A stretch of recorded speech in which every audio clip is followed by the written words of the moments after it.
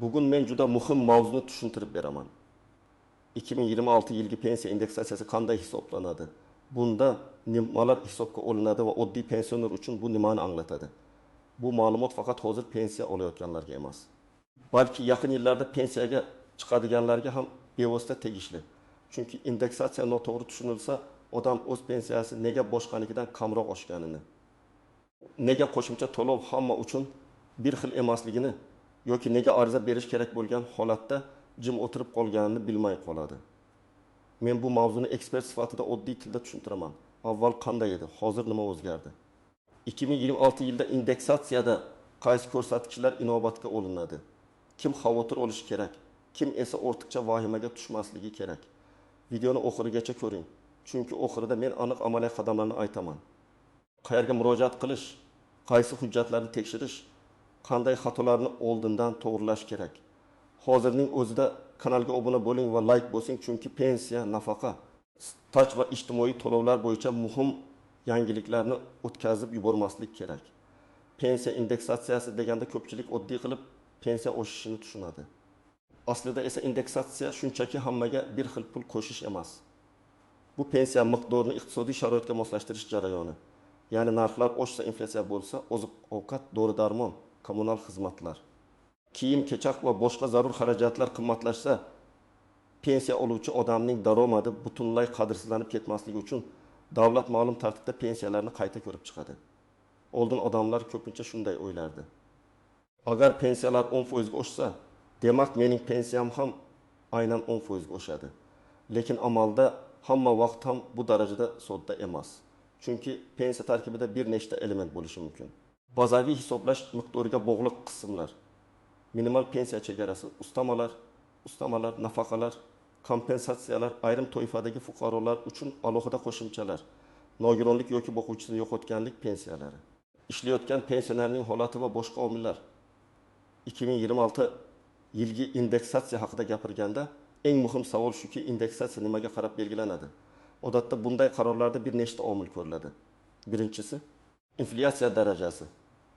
Ikkinchisi, davlat byudjetining imkoniyati. Uchinchisi, aholining ijtimoiy himoyaga muhtoj qatlamlari, ayniqsa minimal pensiya oluvchilar va yolg'iz keksalar holati. To'rtinchisi, mehnat haqi, o'rtacha ish haqi va iqtisodiy o'sish sur'atlari. Beshinchisi, pensiya tizimining barqarorligi. Bugun pensiyani oshirish yaxshi, lekin ertaga to'lovlar uzluksiz davom etishi ham shart. Avvalgi yillarda pensiya oshishi ko'proq umumiy qaror sifatida qabul qilinardi. Ma'lum sanadan boshlab pensiyalar, nafaqalar yoki ayrim ijtimoiy to'lovlar ma'lum foizga oshiriladi. Odamlar qarorni kutardi.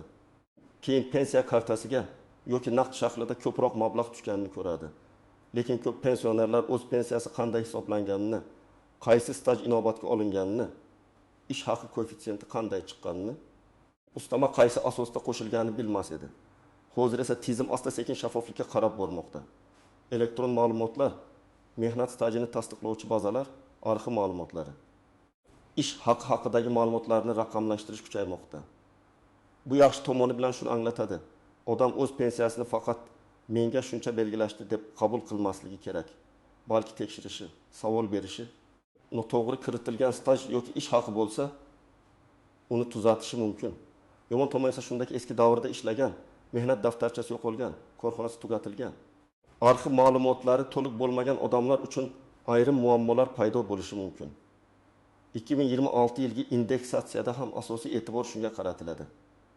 Pensiya miqdori faqat bugungi to'lov emas. Bu insonning butun mehnat hayoti, to'lagan badallari, ish staji, pensiya turi va amaldagi ijtimoiy me'yorlarga bog'liq. Shuning uchun men doim aytaman, pensiya masalasida eng xavfli narsa hamma aytyapti degan gapga ishonish. Har bir insonning pensiyasi alohida hisob-kitobga ega.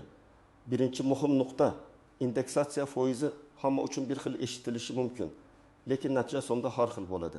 Masalan, agar shartli ravishda pensiyalar 10% ga indeksatsiya qilinsa, 20 ming so'm pensiya olayotgan odamda oshish 100 ming so'm bo'ladi. 500 ming so'm pensiya olayotgan odamda esa oshish 250 ming so'm bo'ladi. Shu sababli ikki pensioner bir xil foizda oshish olgan bo'lsa ham, qo'liga tushgan qo'shimcha pul bir xil bo'lmaydi. Bu adolatsizlik emas, bu foizli indeksatsiyaning tabiati. Ikkinchi nuqta. minimal pensiya oluvchilar holati alohida ko'rilishi mumkin. Agar insonning pensiyasi eng kam pensiya darajasiga yaqin bo'lsa, davlat ko'pincha bunday toifadagi fuqarolarni kuchliroq himoya qilishga harakat qiladi. Chunki narxlar oshganda 3 million so'm pensiya olayotgan odam bilan minimal pensiya oladigan odamning zarbini ko'tarishi bir xil emas. Minimal pensiya oluvchi odam uchun 7 ming so'm ham muhim farq qiladi. Bu dori yo'l haqi, non, sut yoki kommunal to'lovning bir qismi bo'lishi mumkin. 3-nuqta pensiya turi muhim. Yoshga doir pensiya, nogironlik pensiyasi, boquvchisini yo'qotganlik pensiyasi va ijtimoiy nafaqa bir xil tartibda qabul qilinmasligi mumkin. Masalan, yoshga doir pensiyada ish staji va oylik maosh tarixi asosiy ahamiyatga ega bo'ladi. Nogironlik pensiyasida esa nogironlik guruhi, tibbiy xulosa, mehnat qobiliyatini yo'qotish darajasi kabi omillar ham bor. Boquvchisini yo'qotganlik pensiyasida marhumning staji, oila a'zolari soni, voyaga yetmagan farzandlar yoki mehnat layoqatsiz oila a'zolari hisobga olinadi. 4-nuqta. Ishlayotgan pensionerlar alohida e'tibor berish kerak. Ko'p odam pensiyaga chiqqandan keyin ham ishlashda davom etadi. Bunday holatda savol tug'iladi. Mening pensiyam ham indeksatsiya qilinadimi? Umumiy qoida shuki, pensiya tayinlangan bo'lsa, indeksatsiya qarorlariga muvofiq u ham qayta ko'rilishi mumkin. Lekin ishlayotgan pensionerning qo'shimcha staji, keyingi davrdagi daromadi, qayta hisoblash tartibi va murojaat qilish zarurati alohida tekshirilishi kerak. Ba'zi holatda odam ishlagan yillari uchun keyinroq pensiyani qayta hisoblatishi mumkin, lekin bu avtomatik bo'lmasligi ham mumkin. Shuning uchun ishlayotgan pensioner men ishlayapman, demak hammasi o'zi qo'shiladi deb o'ylab qolmaslik kerak. 5-nuqta. Indeksatsiya sanasi juda muhim. Qarorda yanvardan, apreldan, iyuldan yoki boshqa sanadan boshlab degan ibora bo'lishi mumkin. Agar pensiya ma'lum sanadan oshirilsa, siz oldingi oylar uchun avtomatik qo'shimcha olmasligingiz mumkin. Agar qarorda orqaga qaytib hisoblash nazarda tutilmagan bo'lsa, masalan, indeksatsiya iyundan kuchga kirsa, may oyidagi pensiyangiz eski miqdorda bo'lishi tabiiy. Ko'p odam shu joyda noto'g'ri xulosa qiladi. Nega menga oshmadi? Aslida oshish keyingi to'lov davridan ko'rinadi. Birinchi misol, Bahodir ota 68 yoshda. U 1 million 400 ming so'm pensiya oladi. Uning pensiyasi past toifaga yaqin, asosiy xarajatlari dori-darmon va kommunal to'lovlardan iborat. Agar indeksatsiya 10% bo'lsa, nazariy oshish muddatlar 1000 so'mni tashkil etadi. Lekin agar davlat minimal pensiya chegarasini ham ko'tarsa, Bahodir otaning pensiyasi faqat 10% ga emas, balki yangi minimal darajaga yetkazish orqali biroz ko'proq oshishi mumkin. Shuning uchun past pensiya oluvchilar qarorda faqat foizga emas, eng kam pensiya miqdoriga ham qarashi kerak. Ikkinchi misol, Dilbar opa 2800 million so'm pensiya oladi. U uzoq yillar maktabda ishlagan, staji to'liq, hujjatlari tartibli. Agar umumiy indeksatsiya bo'lsa, uning pensiyasi foizga ko'ra oshadi. Lekin u qo'shimcha ustama kutayotgan bo'lsa, buning uchun alohida asos kerak. Masalan, mukofotlanganlik alohida unvon, nogironlik holati, qaramog'ida mehnatga layoqatsiz shaxs borligi yoki qonunchilikda belgilangan boshqa mezonlar. Oddiy indeksatsiya har doim ham yangi ustama degani emas. 3-misol, Rustam aka pensiya chiqqan, lekin yana qorovul bo'lib ishlayapti.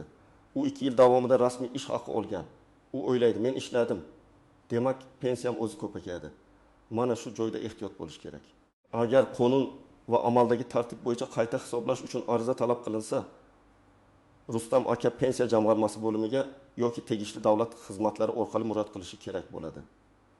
Aks holda uning keyingi ishlagan davri vaqtida hisobga olinmay qolishi mumkin. 4-misol, Saodat opa boquvchisini yo'qotganlik pensiyasi oladi. Chunki turmush o'rtog'i vafot etgan va qaramog'ida voyaga yetmagan farzandi bor. Indeksatsiya bo'lganda bunday pensiyalar ham qayta ko'rib chiqilishi mumkin.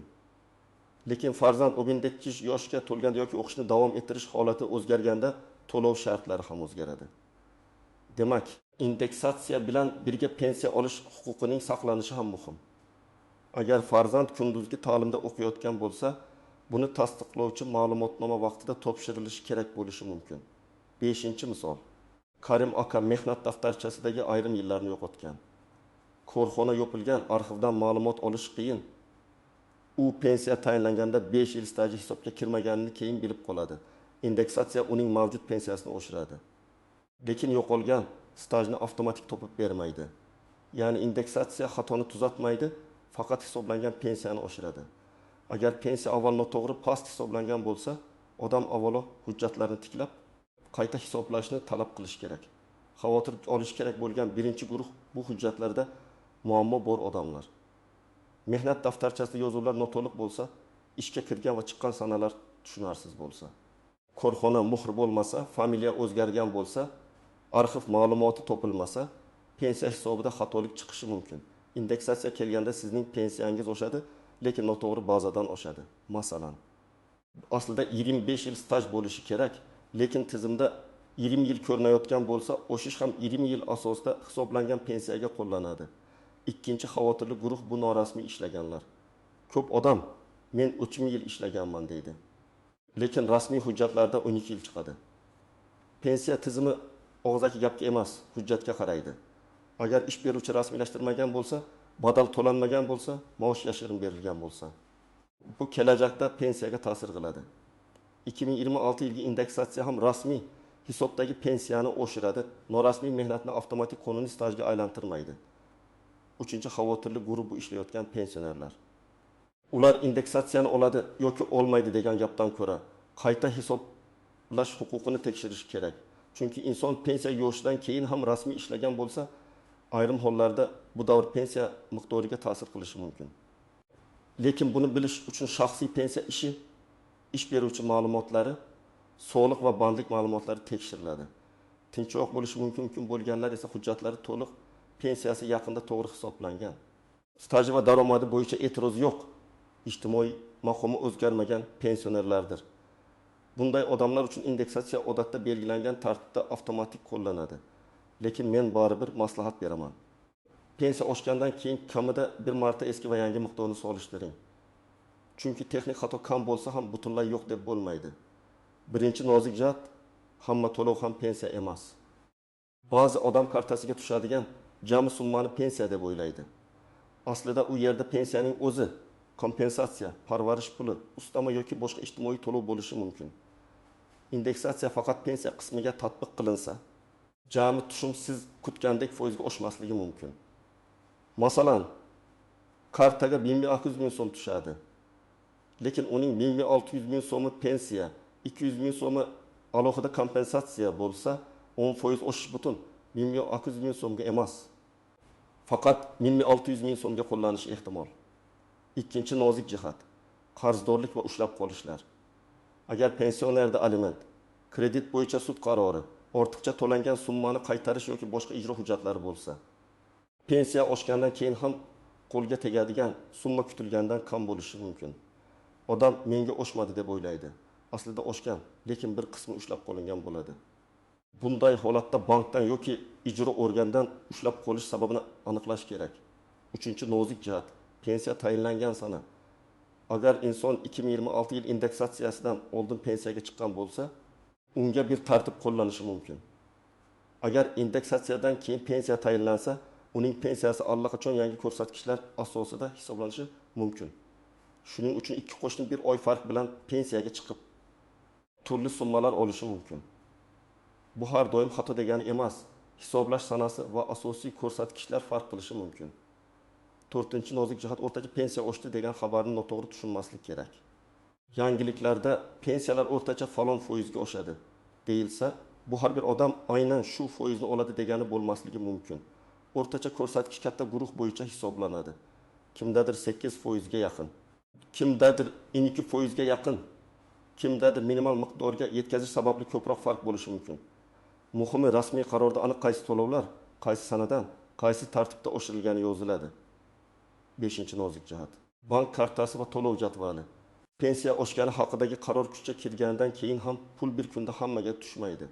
To'lovlar hudud, bank, pochta to'lov jadvali va texnik jarayonlarga bog'liq bo'lishi mumkin. Shuning uchun bir qo'shniga bugun tushib, sizga ertaga tushsa, darhol vahima qilish kerak emas. Lekin odatdagi jadvalda ancha kechiksa, albatta aniqlashtirish kerak. Birinchi qadam. O'zingizning hozirgi pensiya miqdoringizni aniq yozib qo'ying. Faqat taxminan shuncha demang. Kartaga tushgan summa agar bo'lsa, ushlab qolingan qism, qo'shimcha to'lovlar va pensiyaning asosiy qismi alohida aniqlansin. Agar sizda imkon bo'lsa, bank ilovasidan to'lov tarixini yuklab oling yoki bankdan ma'lumot oling. Ikkinchi qadam, pensiya ishingiz bo'yicha ma'lumotlarni tekshiring. Buning uchun yashash joyingizdagi pensiya jamg'armasi bo'limiga murojaat qilishingiz mumkin. Davlat xizmatlari markazi orqali yoki mavjud elektron xizmatlar orqali ham ayrim ma'lumotlarni tekshirish imkoniyati bo'lishi mumkin. Siz so'rashingiz kerak bo'lgan asosiy savollar shular: mening umumiy stajim necha yil deb olingan, qaysi davrlar hisobga kiritilgan, pensiya qaysi daromad asosida hisoblangan, qanday ustamalar bor, qanday ushlab qolishlar mavjud. 3-qadam, hujjatlarni tartibga keltiring. Kerak bo'lishi mumkin bo'lgan hujjatlar: pasport yoki ID karta, pensiya guvohnomasi, mehnat daftarchasi, ish stajini tasdiqlovchi arxiv ma'lumotnomalari. Ish haqi haqidagi ma'lumotnomalar, familiya yoki ism o'zgargan bo'lsa, nikoh guvohnomasi yoki boshqa tasdiqlovchi hujjat, nogironlik bo'yicha tibbiy mehnat ekspertiza ma'lumotlari. Boquvchisini yo'qotganlik holatida o'lim guvohnomasi va qaramog'idagi shaxslar hujjatlari, farzand o'qiyotgan bo'lsa, o'qish joyidan ma'lumotnoma. 4-qadam, agar pensiyangiz noto'g'ri hisoblangan deb o'ylasangiz, og'zaki shikoyat bilan cheklanib qolmang. Yozma ariza bering. Arizada aniq yozing: pensiya miqdorini qayta tekshirishni, hisobga olinmagan staj yoki daromad davrlarini ko'rib chiqishni. Indeksatsiya to'g'ri qo'llanmaganini tushuntirib berishni so'raysiz. Arizaning nusxasini o'zingizda saqlang. Qabul qilingan sanani qayd qildiring. Bu keyingi bosqichlarda juda muhim. 5-qadam. Rasmiy manbalarga tayaning. Telegramdagi noma'lum kanallar, mahalladagi mish-mishlar, hammaniki 2 barobar osharmish degan gaplar sizni chalg'itmasin. Pensiya masalasida rasmiy qaror, pensiya jamg'armasi axboroti, davlat organlari e'lonlari va yozma javob asosiy dalil hisoblanadi. Men har doim shuni aytaman: pensiya huquqingizni himoya qilish uchun hissiyot emas, hujjat kerak. 6-qadam, indeksatsiyadan keyin hisob-kitob qiling. Eski pensiyangiz qancha edi? Yangi pensiyangiz qancha bo'ldi? Farq necha so'm? Bu farq e'lon qilingan tartibga mos keladimi? Agar sizning pensiyangiz 2 ming so'm bo'lib, 10% oshish e'lon qilingan bo'lsa, taxminiy oshish 200 ming so'm bo'lishi kerak. Lekin jami tushumda boshqa ushlab qolish yoki alohida to'lovlar bo'lsa, farq boshqacha chiqishi mumkin. Shuning uchun avval tarkibni tushunib oling, keyin e'tiroz bildiring. 7-qadam, yaqinlaringizga yordam bering. Ko'p keksalar bank ilovasidan foydalana olmaydi. Hujjatni o'qishda qiynaladi, ariza yozishni bilmaydi. Agar sizning ota-onangiz, buvinggiz, bobongiz pensiya olsa, ularning hujjatlarini birga tekshiring. Ba'zan bir dona arxiv ma'lumotnomasi yoki bir yozma ariza odamning pensiyasini sezilarli darajada oshirishi mumkin. 2026 yilgi pensiya indeksatsiyasida asosiy e'tibor inflyatsiya. Narxlar o'sishi, byudjet imkoniyati, minimal pensiya oluvchilarni himoya qilish, pensiya turi, staj, ish haqi ma'lumotlari va amaldagi ustamalarga qaratiladi. Eng muhim fikr shuki, indeksatsiya pensiyani oshiradi. Lekin avvalgi hisob-kitobdagi xatoni o'z-o'zidan tuzatmaydi. Agar stajingiz noto'g'ri kiritilgan bo'lsa, daromad davringiz hisobga olinmagan bo'lsa yoki hujjatlaringizda muammo bo'lsa, siz alohida murojaat qilishingiz kerak. Men sizga maslahat beraman. 2026 yilni kutib o'tirmang. Hozirdan pensiya hujjatlaringizni tekshiring, rasmiy ma'lumotlarni kuzating. Indeksatsiya kuchga kirgandan keyin esa eski va yangi miqdorni solishtiring. Shunda siz o'z haqingizni yaxshiroq himoya qilasiz va keraksiz vahimaga tushmaysiz. Agar sizda pensiya indeksatsiyasi bo'yicha savol bo'lsa, izohlarda yozib qoldiring. Pensiya turi, taxminiy miqdori, ishlayotgan yoki ishlamayotganingiz, hujjatlarda qanday muammo borligini yozsangiz, keyingi videolarda eng ko'p uchraydigan holatlarni alohida tahlil qilaman. Videoga like bosing, kanalga obuna bo'ling va bu videoni pensiya olayotgan yaqinlaringizga yuboring. Chunki bu ma'lumot haqiqatan ham har bir oilaga kerak.